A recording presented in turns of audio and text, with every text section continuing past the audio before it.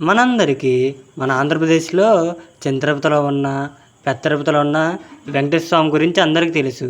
అలా కాకుండా మన ఆంధ్రప్రదేశ్లో వాడపల్లిలో ఉన్న వెంకటేశ్వర స్వామి గురించి ఎంతమందికి తెలుసు? తెలియకపోతే వెంటనే నా వీడియో చూసిండే మా ఏలూరు నుంచి 107 కిలోమీటర్లు, రాజమండ్రి నుండి 40 కిలోమీటర్లు, అలాగే రావులపాలెం నుండి 8 కిలోమీటర్ల దూరంలో ఉన్న వాడపల్లి వెంకటేశ్వర స్వామి గురించి ఈరోజు వీడియోలో తెలుసుకుందాం.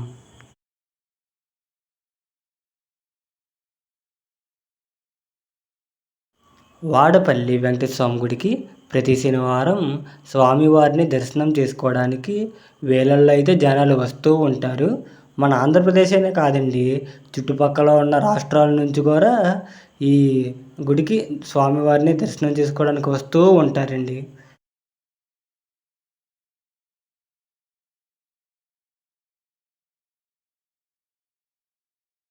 స్వామివారి గుడికి 7 శనివారాలు వస్తే ప్రజలు అనుకున్న కోరిక నెరవేరుద్దని ప్రజల నమ్మకం.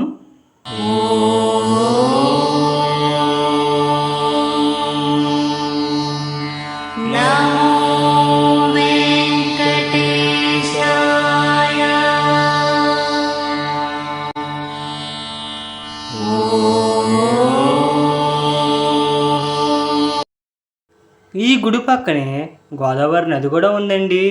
ఈ గుడి దగ్గర గోదావరి నది ఉండడానికి కూడా ఒక కథ అయితే ఉందన్నమాట. అదేంటంటే, ఒకరోజు గోదావరి నదిలో ఒక పెట్టి కొట్టుకొస్తున్నట్టు ఆ ఊరిలో ఉన్న బ్రాహ్మణుడి కళ్ళలోకి వస్తుంది. ఆ పెట్టిలో శ్రీ విష్ణుమూర్తుల వారు ఉన్నట్టు ఆ బ్రాహ్మణుడి కళ్ళలోకి వస్తుందన్నమాట. అయితే తర్వాత రోజు ఊరందరూ ఒకరి తర్వాత ఒకరు ఆ పెట్టి గురించి నదిలోకి వెళ్తూ ఉంటారన్నమాట. అలా నదిలోకి వెళ్తూ ఉండగా ఆ పెట్టి జనాల దగ్గరికి వెళ్ళేసరికి ఆ పెట్టి మునిగిపోతూ ఉంటుంది. మునిగిపోయేసరికి ఇంకా జనాలందరూ నిరాశగా వస్తూ ఉంటారన్నమాట. అయితే ఆ తర్వాత బ్రాహ్మణుడి కల్లోకి నారద మహర్షి వచ్చి తెల్లవారుజామున వెళ్తే ఆ పెట్టి కనిపిస్తుంది అని చెప్తారనమాట. అయితే ఆ తర్వాత రోజు ఊరందరూ కలిసి మంగళ స్నానాలు చేసి ఉదయం గోదావరి నది దగ్గరికి వెళ్తారనమాట. అక్కడ గరుడు పక్షి నీడలో ఆ పెట్టి జాడలు తెలుస్తాయన్నమాట. చివరికి ఆ పెట్టి అయితే దొరుకుతుంది. దానిని ఊరిలోకి తీసుకొచ్చి చూస్తారన్నమాట. ఇక అందరూ కలిసి ఆ పెట్టిని తెరుస్తారన్నమాట.